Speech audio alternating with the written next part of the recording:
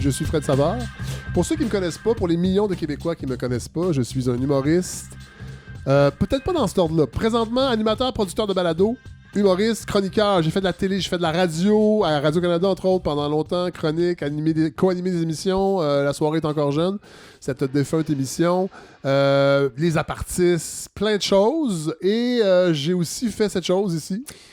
Effectivement, je suis son premier fils, le plus vieux. Oui. Et je suis aussi le gérant des médias sociaux Le de la balado. gérant, mon Dieu, c'est... Le responsable des médias sociaux de la balado. Édimestre, comme on disait en 99. Édimestre. OK. Et là, on a décidé de faire un podcast intergénérationnel pour TikTok qui s'appelle Post-Mortem. Post-mortem. On va réagir sur plein de choses qu'on aura vues, lues, entendues ensemble. Ou chacun de notre bord. Oui, mais Dans l'intérêt du dialogue. dans l'intérêt du dialogue. Fait que ça pourrait être pièces de théâtre, show de musique, livres, BD, jeux vidéo, N'importe quoi. n'importe quoi. Et là, comme premier objet culturel, On est allé voir Sugar Sammy. ouais, c'était ton cadeau de Noël. Oui, son spectacle You're Gonna Rire 2. Attends. C'est un show bilingue. On peut avoir un peu d'anglais. Moi, j'avais jamais vu. Moi non plus. Je sais qu'il polarise beaucoup au Québec, entre autres, parce Ouais. qu'il bâche beaucoup les Québécois francophones. Oui. Puis je me suis dit, je serais curieux de voir pendant 1h30 qu'est-ce que ça donne un spectacle de Sugar Sammy. Donc, c'était à la salle Pierre-Mercure. Ouais. Moi, je l'ai connu par TikTok.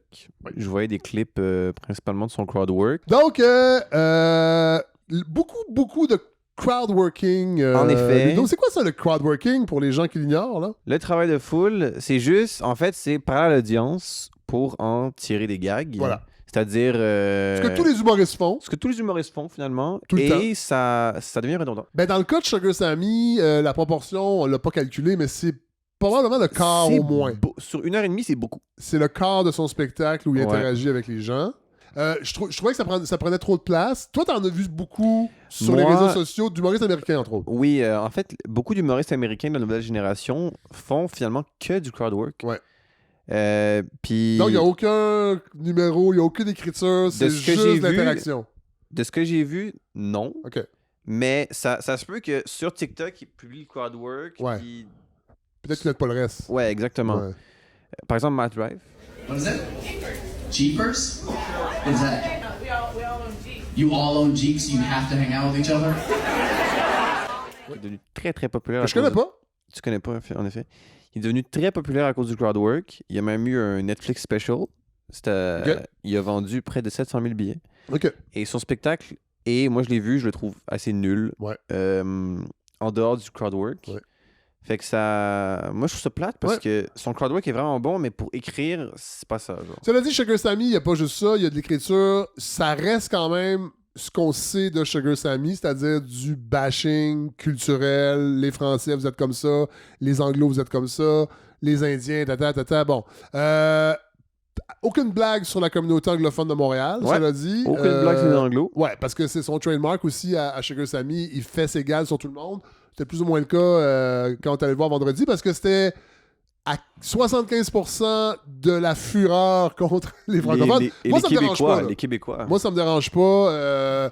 Tu sais, je me sens pas lésé là-dedans, mais je trouvais que c'était quand même limite. Si tu fais pas le pendant des Anglos, si tu ris pas un peu d'eux autres, c'est vrai qu'ils rient après ça des Haïtiens, mais c'est que la teneur de la charge humoristique est pas du tout la même avec les autres communautés Ouais. culturelles. Cela dit, c'était très cool de voir une salle complètement j'ai jamais vu ça. diversifiée. Moi, j'ai jamais vu ça. une salle de Vraiment, même. vraiment. Ça, c'était cool. Le Ouais. spectacle se passe... Ça aussi, c'est étrange parce que oui, le spectacle est bilingue, mais il raconte beaucoup de choses aux Anglos de la culture francophone qu'ils méprisent. Ouais. Fait que forcément, moi, je me mettais à la place des Anglos qui savent pas trop c'est quoi TVA Sport, qui savent pas trop c'est quoi le gala artiste. Puis oui, il l'explique, mais j'étais comme, OK, soit que reviens-en, puis parle de d'autres choses, parce que là, tu es en train d'écrire une culture que visiblement les Anglos ne fréquentent pas du tout.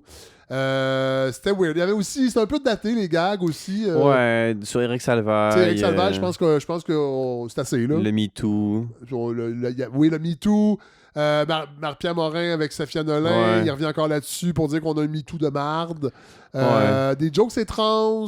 Bon, bravo, là, parce que... Ou la liberté d'expression, mais je trouve pas que c'était les bonnes cibles, souvent. C'est un gars qui fait beaucoup d'argent. Fait qu'évidemment, tu sais, moi, les humoristes, j'aime ça quand ils remettent en question aussi la nature du pouvoir, les structures du pouvoir, de toutes sortes de façons. Mais je pense qu'il y a plusieurs façons de le faire. Je dis pas qu'un humoriste ne doit faire que ça, mais dans le cas de Sugar Sammy, j'aurais aimé des gags autrement que sur la CAQ parce qu'ils sont racistes à cause de la loi 21 la loi 96. Des jokes peut-être sur le gouvernement canadien, des jokes sur Trump parce qu'il parle des supporters de Trump pour dire que c'est des gens vraiment des très accueillants, beaucoup plus que les démocrates. Ça se peut, mais il faut quand même parler de Donald Trump. Il le fait pas du tout. Il fait pas d'humour politique, mais en même temps, oui, parce que de rire des Franco comme ça, c'est politique, à mon avis. Fait que je suis resté sur ma fin, en fait. Ouais. Et pas d'ovation debout à la fin.